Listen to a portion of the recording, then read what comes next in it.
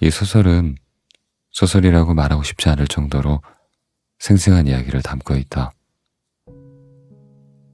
책을 펼치고 가만히 앉아 사람들이 풀어놓는 이야기를 듣다 보면 저절로 입가에 미소가 생긴다. 커스터드는 도시락 가게지만 어쩐지 내가 일하는 헌책방하고도 닮은 것 같다. 나는 손님이 책을 사지 않더라도 웃으면서 문을 나서면 그것만으로도 좋다고 생각한다. 책은 언제라도 돈을 내면 살 수 있지만 기분은 사거나 팔 수 없기 때문이다. 커스터드 가게의 문을 열고 들어가면 마음이 따뜻해진다. 이 책을 통해 여러분도 나와 같은 아름다운 감정을 느낄 수 있으리라 믿는다. 윤성근, 이상한 나라의 헌책방 대표.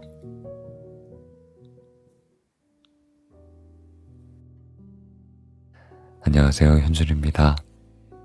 이번 한 주는 어떻게 보내셨는지 모르겠네요. 좀 힘들었던 한 주 같은데. 오늘 제가 소개해드릴 책은요, 한 문장으로 정의하면 잘 읽히고 재미있고 감동적인 책이라고 말씀드릴 수 있을 것 같네요. 제가 보통 책을 읽는 습관은요, 한 번에 책을 다 읽진 않고요, 보통 나눠서 읽어요. 저녁쯤에 등을 켜고 있는데 읽다가 루즈해지면 또 딴 책을 보고, 책을 다 보지 않았는데 그러고 있습니다. 약간 체질적으로 한 번에 하나의 책을 끝까지 오래 못 읽는 것 같아요.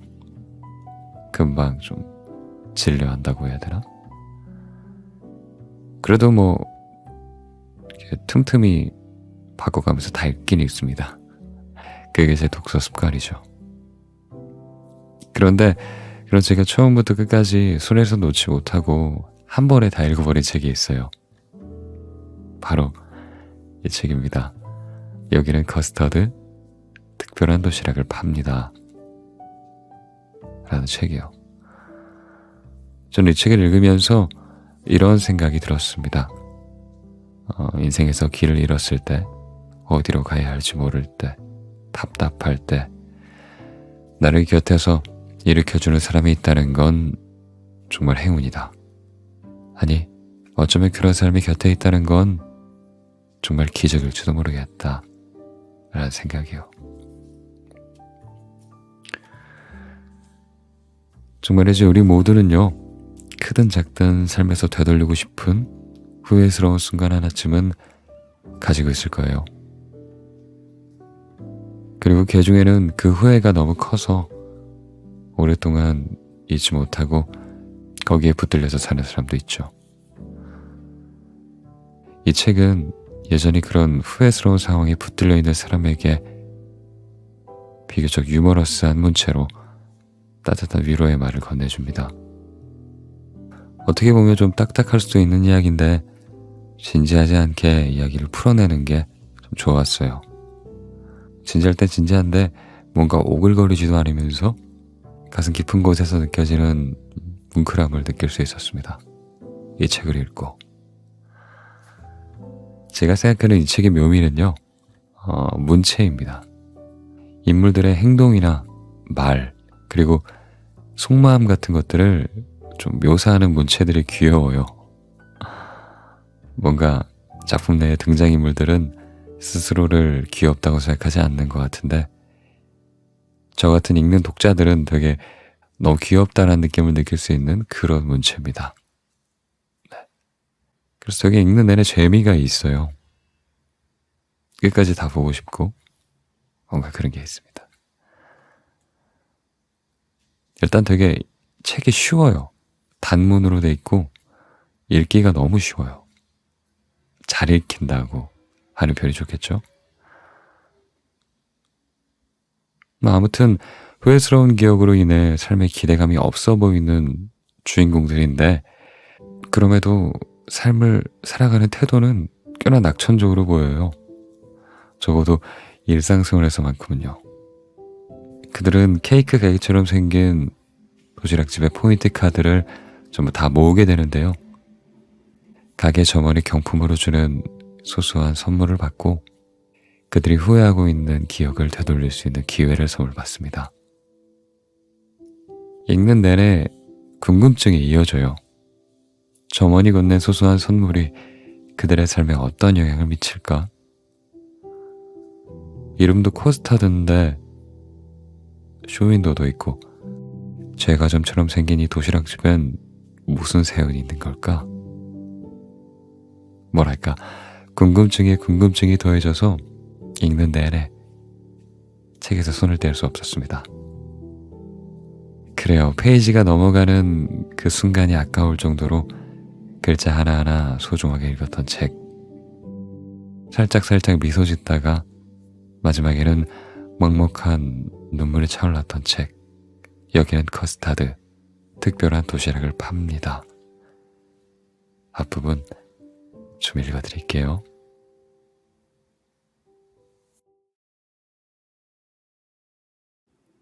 다 모으셨네요. 그 말에 나는 어리둥절했다. 네? 포인트요.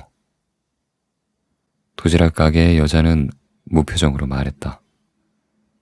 도대체가 이 여자는 노상살살 맞다. 오늘, 정확히는 지금, 처음으로 그 얼굴을 물끄러미 바라봤다.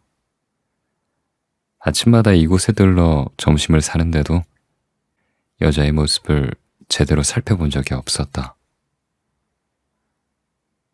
머리에 하얀 삼각도원을 두르고 머리카락은 뒤에서 하나로 묶었다. 앞치마도 하얀색이다. 화장은 하지 않았다. 그다지 매력적인 외모는 아니다. 꼭 초등학교 급식당번 같다. 포인트 말이에요. 가득 찼어요. 여자는 무뚝뚝한 투로 되풀이했다. 몇 살쯤 됐을까? 나보다는 한참 위로 보인다. 한 30 정도? 얼마 전까지만 해도 늘 할아버지가 가게를 지키고 있었다. 그러다 올 초부터 할아버지 대신 이 여자가 가게에 나와 있다. 이유는 모른다. 병이라도 났나? 맛은 그대로여서 딱히 신경 쓰지는 않았다. 그런데 할아버지 쪽이 좀 더 나았달까? 그 할아버지도 묘하게 눈매가 사납고 표정이 우악스러워서 그리 살가운 느낌은 아니었지만 이 여자보단 양호했다. 여기 쓰다. 거스름돈 30만엔. 얼마라고요? 30엔. 웃음기 하나 없이 썰렁한 구닥다리 농담을 건네곤 했다. 그럴 때면 눈 깊숙한 곳이 미세하게 웃고 있었다. 별난 할아버지였다. 역시 병에 걸렸나? 설마 죽어버린 건가? 그 할아버지. 포인트요? 그러고 보니 이 도시락 가게 포인트 카드인지 뭔지가 있었다.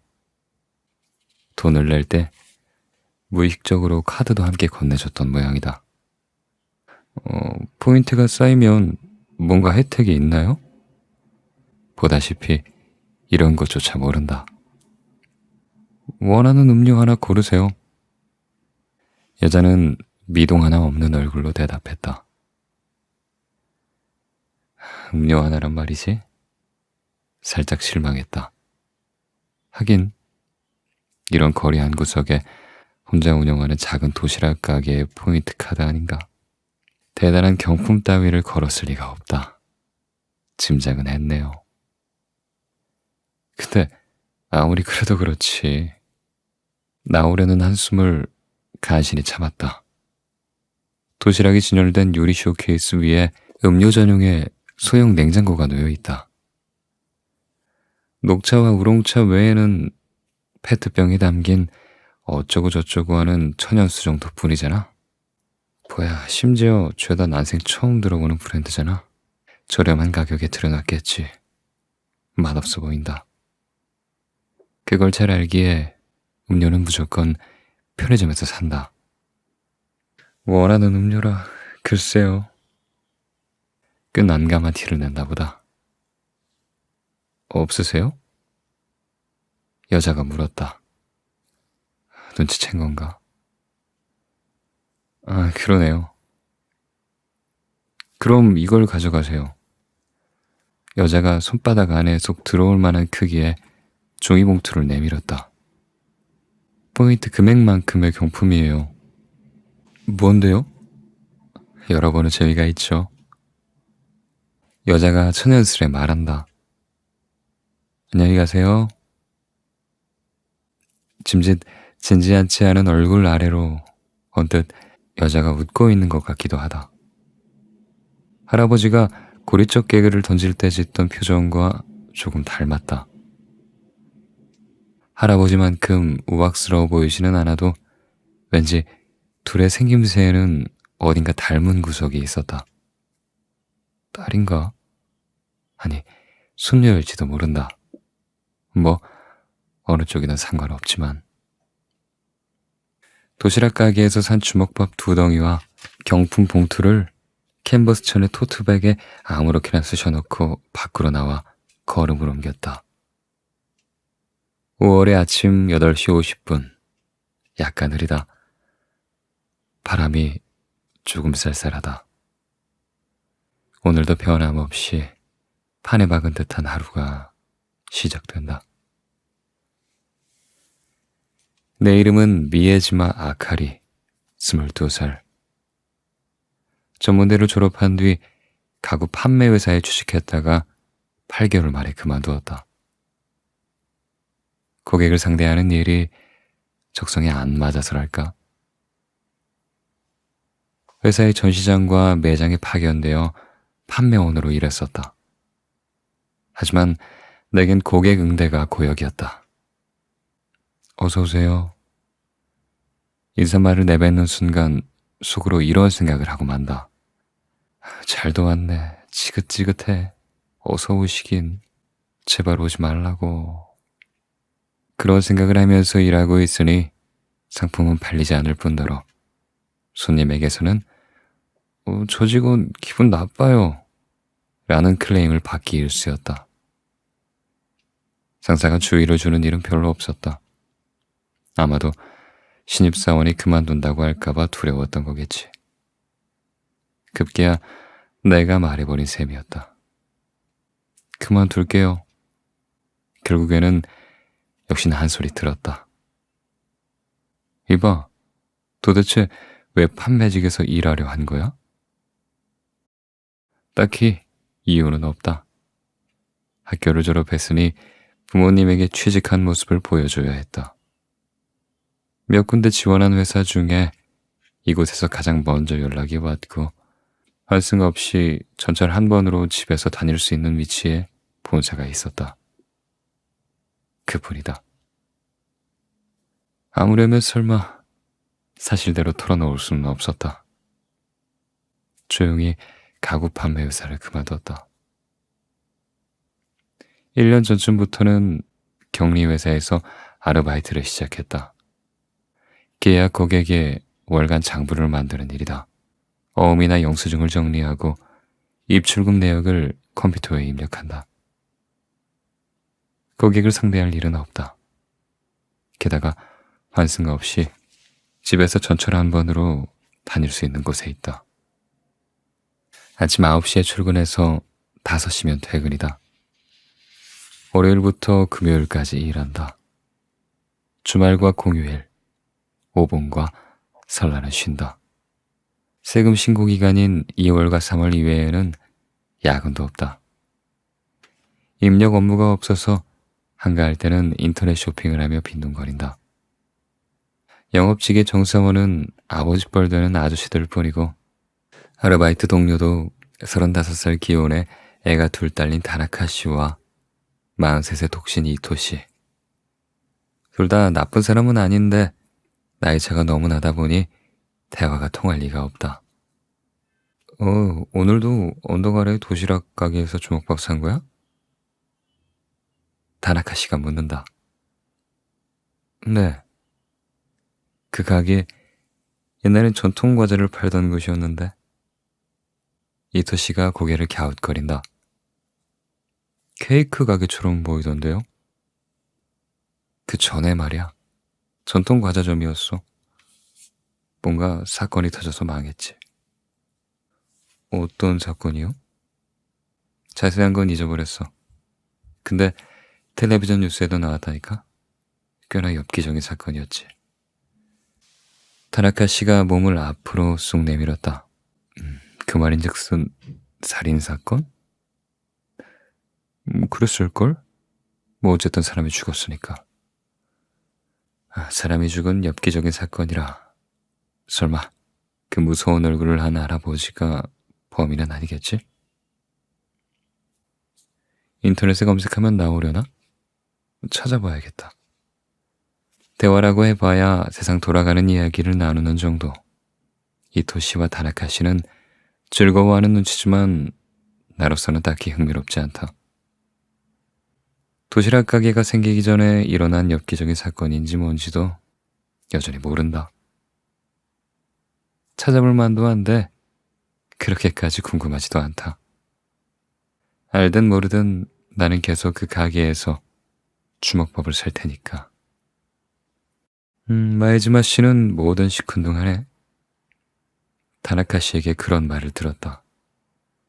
뭐 요즘 젊은 애들은 다들 그런가 봐. 그래서 점심시간은 회사 내의 휴게실보다 공원에서 보내는 경우가 많다.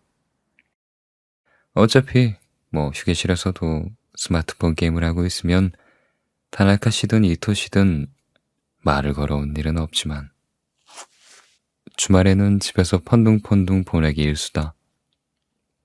고등학교 시절의 친구들이나 대학 동기들과 만나서 놀기는 해도 주말마다는 아니다.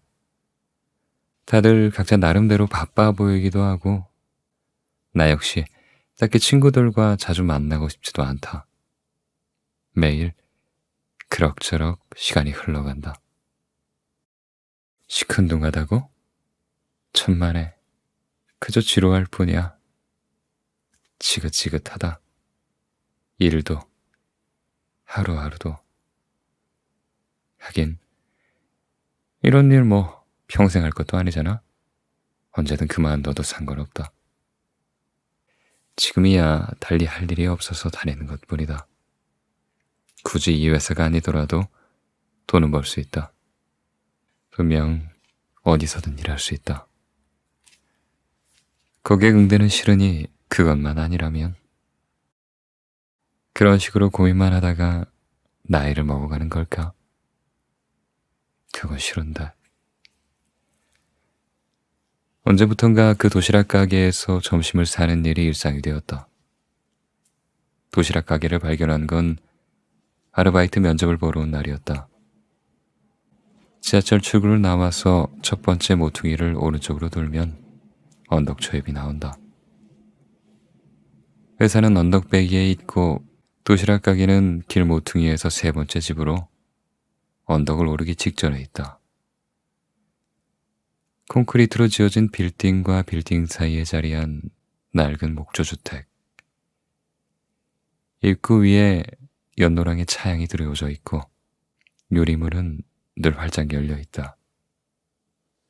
음료 전용의 소형 냉장고와 도시락과 주먹밥이 진열된 쇼케이스가 길거리에서도 보인다. 꼭 케이크 가게 같네. 그것도 유행이 지난 케이크 가게. 저 쇼케이스는 케이크 가게에서 사용하는 것 같은데 예전에 케이크 가게였던 공간을 막무가내로 도시락 가게로 바꿔버린 느낌. 아마 내 심장이 맞을 것이다. 처음 본 순간부터 마음에 들었다. 그래서 아르바이트에 채용되어 출근하는 첫날부터 나는 망설임 없이 가게에 들어갔다. 늘 사는 건 똑같다. 연어 주먹밥과 가다랑어포 주먹밥. 연어는 충분히 구워서 으깬 속이 알차게 들어가 있고 가다랑어포는 밥에 골고루 뿌려져 있다. 편의점에서 파는 주먹밥보다 더 큼직한 편이다. 밥의 간도 진하다. 칼로리나 염분 함유량을 따진다면 그리 몸에 좋을 건 없겠지만 마음에 쏙 들고 말았다.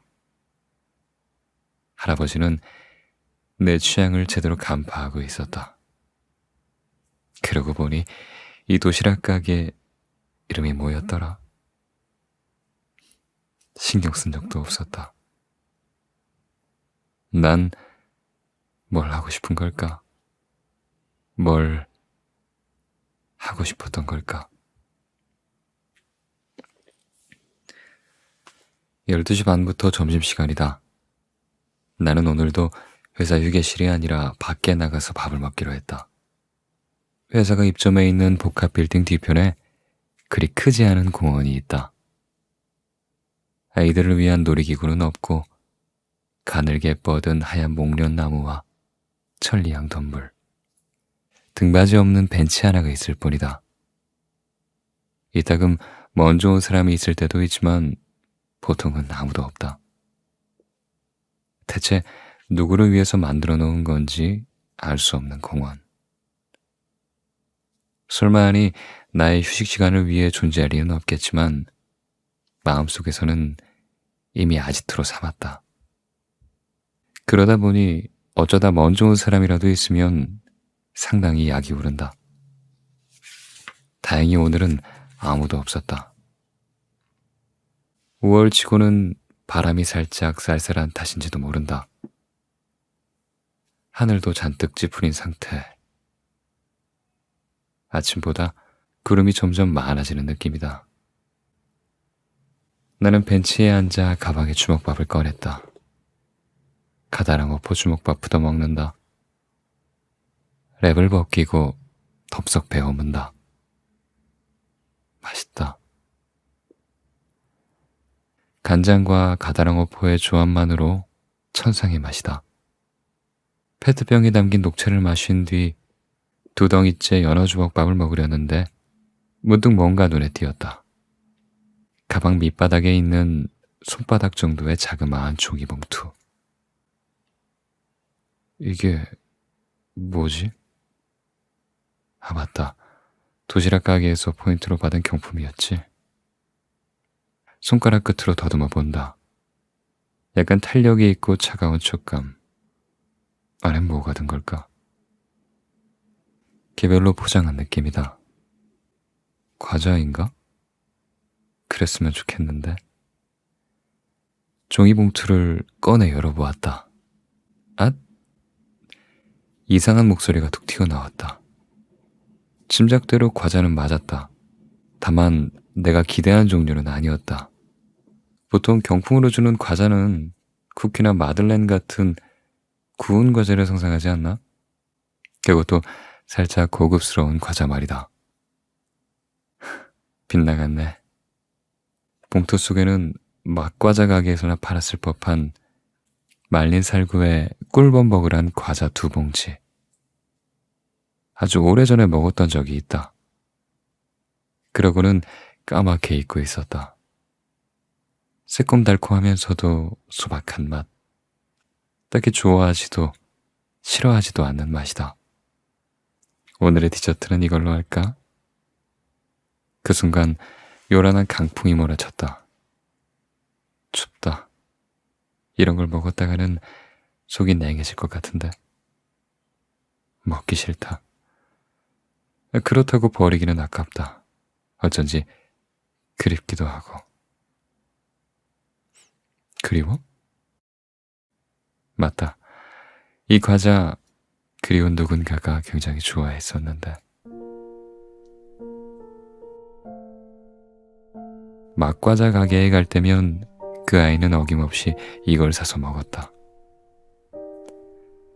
초콜릿이나 쿠키보다도 난 마스안지가 좋아. 그렇게 말하곤 했다. 나는 웃었다. 취향 독특하네. 누구였더라? 2덩이째 주먹밥을 제쳐둔 채 나는 마스안주 봉투를 열었다. 그리고 과자를 입에 넣었다. 새콤했다. 이 맛 떠올랐다. 메이였다. 아득한 옛날 초등학생 무렵이었다. 나와 메이는 사이가 좋았다. 3학년 무렵 우리 반에 전학 온 쓰시마 메이.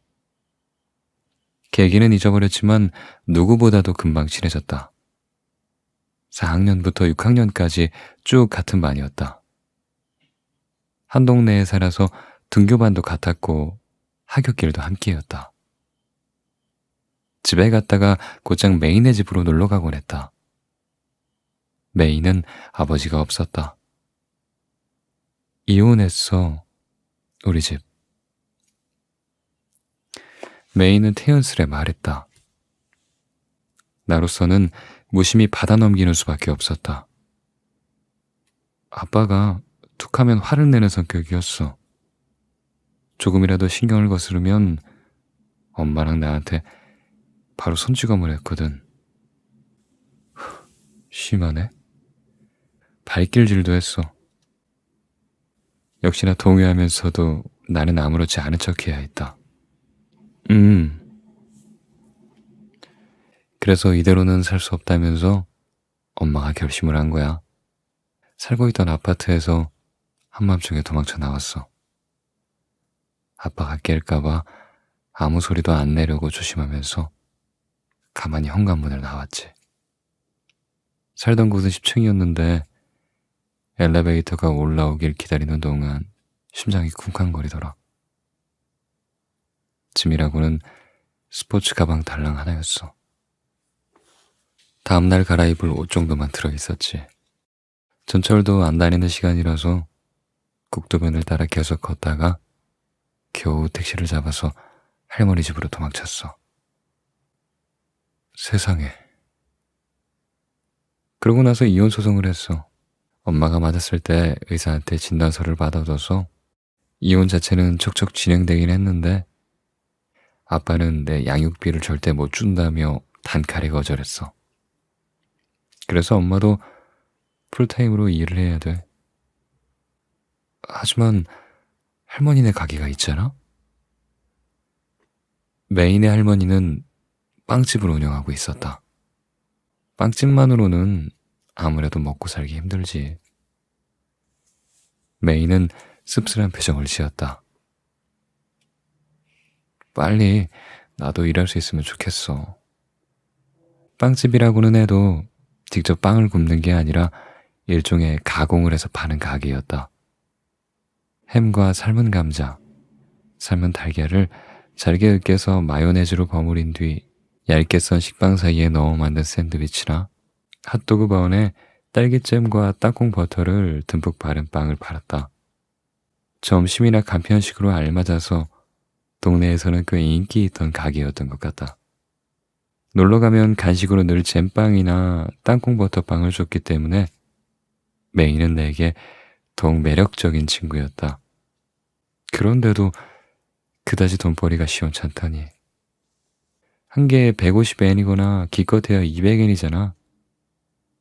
잘 팔려봤자 개수가 뻔해서 남는 게 별로 없어. 호리호리한 키에 잘랑거리는 머리는 늘 단발, 단정한 눈썹과 기다란 눈매를 한 메이. 메이는 나보다 훨씬 성숙했다. 엄마는 남자친구가 있는데 2번 다시 결혼은 하고 싶지 않대. 아빠도 결혼하기 전에는 때리지도 않고 다정했대. 그런데 결혼해서 애가, 그러니까 내가 생기니까 변해버렸대.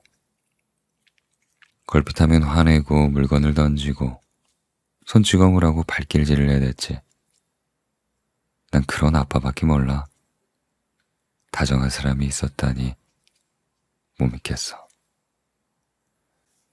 어째서 그렇게 변해버린 거야? 몰라. 엄마가 그러더라.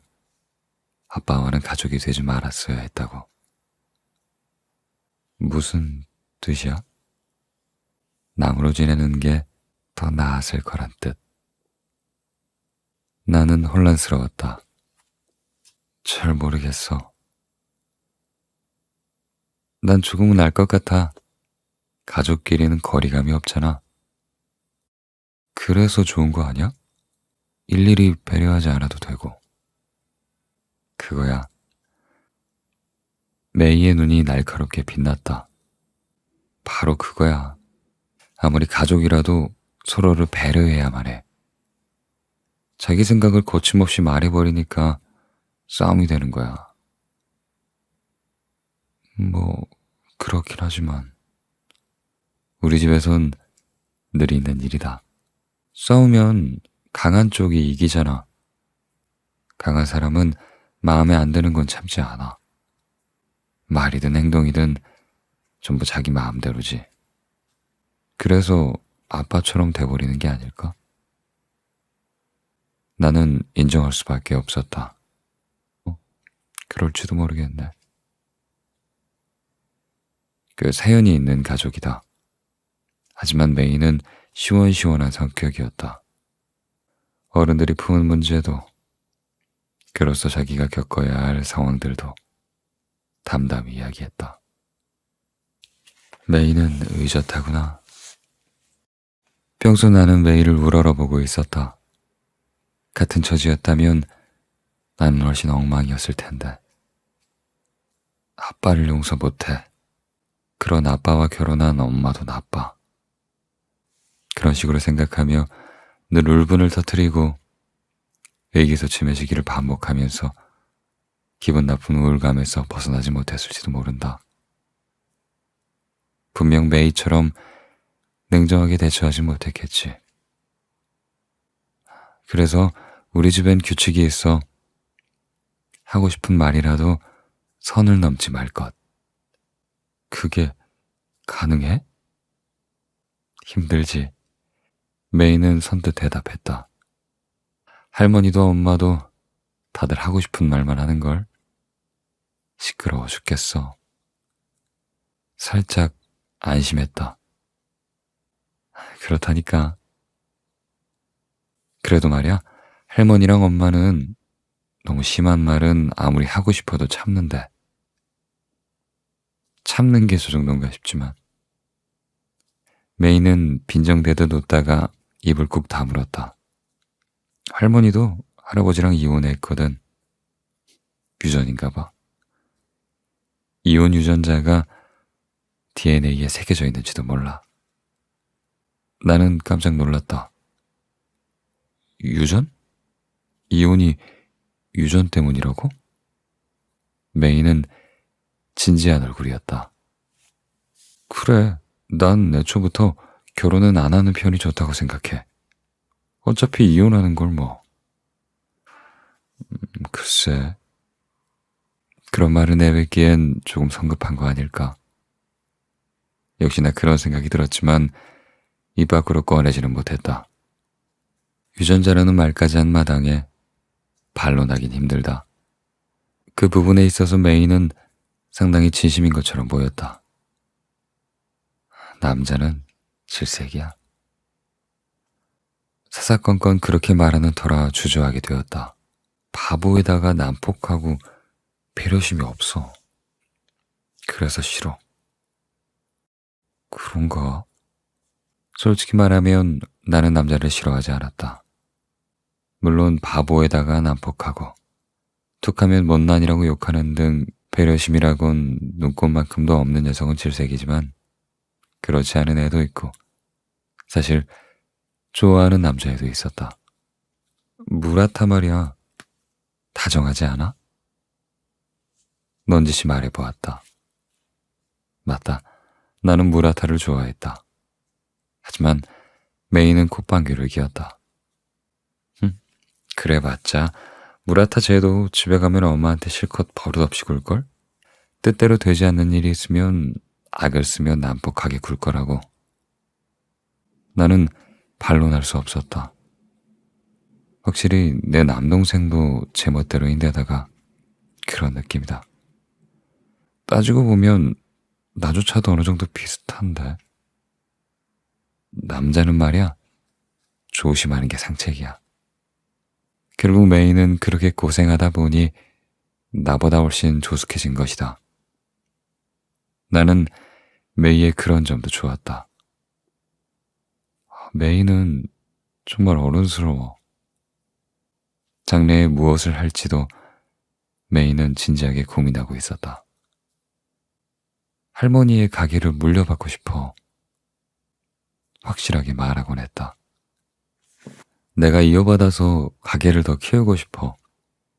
건물을 개축해서 빵도 즉석에서 구울 수 있게 할 거야. 부푼 야망도 갖고 있었다. 와, 멋지다. 나는 그저 감탄할 따름이었다. 자신의 장래 같은 건 생각조차 해본 적도 없다. 원하는 직업은 학교 선생님일 때도 파티시일 때도 있었는데 만화나 텔레비전 방송의 영향을 받으며 걸핏하면 바뀌었다. 나는 메이를 좋아했다. 메이와 친구여서 늘 함께 있을 수 있어서 기뻤다. 중학생이 되던 무렵까지는 변함이 없었다. 그런데 중학교 1학년이 되자 상황이 바뀌었다. 나는 메이에게 다가갈 수 없게 되었다. 가끔 소문은 들었다. 6, 7년 전 메이네 할머니의 건강이 나빠지신 것도, 가게를 닫았다는 것도 알고 있었다. 메이는 어떻게 되었을까? 가게를 물려받고 싶다던 메이. 그러나 이제 더는 나와 아무 상관도 없는 이야기다. 생각해봐야 부질없는 일이다. 언제부터 나는 단념하는 게 습관이 되었다. 생각해봐야 부질없는 짓이야. 그래서 생각하지 않기로 했다. 내가 잃어버린 소중한 존재를.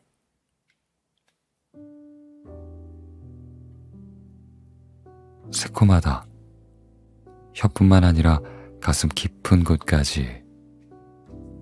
다시 돌풍이 불어와서 추위 때문에 나는 정신이 들었다. 가방 안에서 스마트폰을 꺼내 살펴봤다. 연어 주먹밥에는 아직 손도 대지 않았는데 점심시간은 5분도 채 남지 않았다. 먹기엔 글렀군. 나는 벤치에서 일어나 회사 쪽으로 걸음을 옮겼다. 가방 안에는 연어 주먹밥과 미스 한자 한 봉지가 남아 있었다. 회사로 돌아와 데스크에 앉아서 컴퓨터 화면을 바라보면서도 마음은 여전히 과거를 쫓고 있었다. 나는 메이를 잃었다. 메이와 나는 같은 초등학교를 졸업한 뒤 중학교에 입학했다. 메이는 5반이고 나는 3반이어서 반은 갈렸으나 아침에는 함께 등교하고 수업이 끝나면 신발장 앞에서 서로 기다렸다가 같이 하교했다. 집에 돌아오면 메이네 집에 놀러 갔다. 예전과 변함이 없었다. 여전히 사이가 좋았다. 그저 메이에게 5반에서 새로운 친구가 생겼을 뿐이다. 나카가와 후미카라는 머리가 길고 이목구비가 뚜렷한 여자애였다. 집에 돌아갈 즈음 내가 기다리고 있으면 메이는 반드시 나카가와 함께 즐거운 듯이 이야기를 나누며 왔다. 그리고 아쉽다는 듯 서로 손을 흔들었다. 잘 가. 또 봐. 솔직히 말해서 나는 마음이 변하지 않았다. 나카가와도 함께 집에 가도 될까? 언제쯤 그런 말을 듣게 되는 건 아닐까? 그러면 어떻게 해야 하지?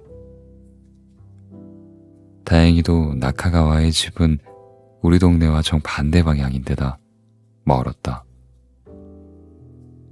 내게도 반 친구는 생겼다. 가장 자주 말하는 친구는 미시마 유키라는 아이로 별명은 미키였다. 하지만 당연히 메이만큼의 친밀감은 느껴지지 않았다. 이야기를 나눠도 즐겁기보다는 여전히 서먹했다. 하지만 메이와 나카가와는 서로 마음이 잘 맞아 보였다. 나카가와 말이야. 메이는 툭하면 나카가와 이야기를 했다. 오늘 나카가와랑 이야기를 했는데 걔네 집에도 부모님이 이혼하셨대. 아, 그렇구나. 나는 건성으로 대답했다. 아무래도 상관없었다. 아버지가 폭력적이어서 엄마랑 집을 나왔다나 봐. 메이는 나의 반응은 개의치 않는 듯이 말을 이어갔다. 나랑 닮았어. 그런가? 어쨌든 서로 말이 통하니까. 내 가슴은 술렁술렁 요동쳤다. 닮기는 뭐가 닮아. 부모님이 이혼한 집안 같은 건 흔해 빠졌다고. 내게는 아빠도 엄마도 남동생도 있지만 그 누구보다도 우리는 서로 말이 잘 통하지 않았던가. 불안했다.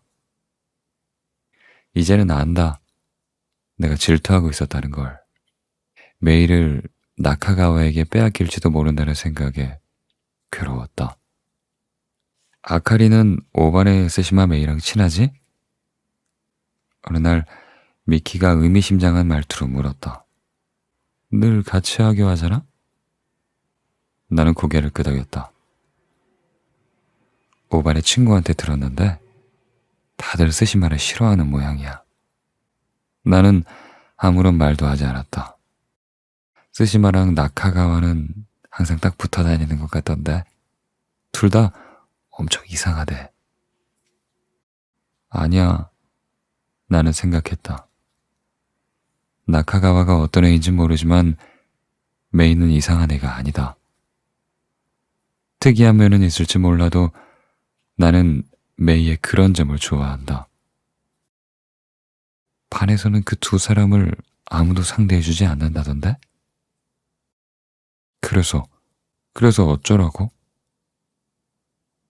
나는 미키에게 이렇게 말했어야 했다. 오반에서 무슨 일이 있든 말든 메이는 내 친구라고. 반에서 있을 곳이 없다면 더더욱 내가 메이 옆에 있어줘야 한다고. 하긴 스시마랑 나카가와는 둘만의 세계에서 즐거운 것 같더라. 그래서 더욱 튀는 거야. 모두가 그런다던데. 그 애들하고는 가까이 하지 않는 편이 좋다고. 모두라고? 모두라는 게 대체 어디에 누구를 말하는 거야? 모두가 뭐라 짓거리든 나는 메이 편이다. 그러니까 세시마하고는 아무래도 가까이 하지 않는 게 좋겠어. 그게 좋지 않을까 싶어. 무슨 소리를 하는 거야? 주제 너무 참견이잖아. 메이는 내 친구야. 지금 그 순간으로 되돌아간다면 꼭 말할 텐데. 메이는 내 소중한 친구라고. 하지만 당시에 나는 그러지 않았다. 그렇구나. 미키를 향해 이렇게 말했다. 나 알려줘서 고마워. 어처구니 없게도 고맙다는 말까지 했다. 그날 집에 가는 길, 헤어질 때 메이에게 말했다. 메이, 내일부터는 각자 집에 가자. 메이는 깜짝 놀라는 표정이었다. 어째서? 어째서라니, 반도 다르잖아. 내게도 다른 친구들이 생겼고 너도 그렇잖아? 빈정거리는 말투였다. 나카가와를 특정해서 내뱉은 말이었다. 둘만의 세계에서 즐겁다라는 미키의 말이 가슴에서 빙글빙글 소용돌이 치고 있었다. 난 있지? 메이는 당황한 눈치였다. 곤란한 표정이었다. 난 있지? 지금 이대로가 좋은데. 난 아냐. 메이를 향해 나는 쿡쿡 찌르듯이 말했다. 더는 그러기 싫어. 우린 달라. 공통점이라고는 하나도 없어. 스스로도 말도 안 되는 트집을 부렸다. 알고 있었다. 하지만 나는 말을 멈추지 않았다. 멈출 수가 없었다. 그러니까 더는 같이 집에 안 갈 거야. 그렇게 내뱉은 순간 어쩌면 마음 어딘가에서 기대하고 있었는지도 모른다.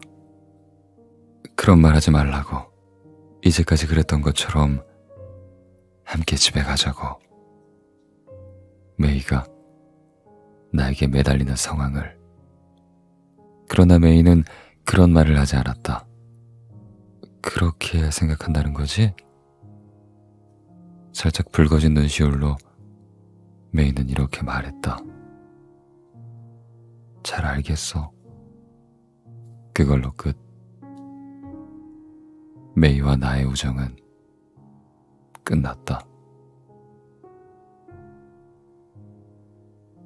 오후 5시 퇴근이다.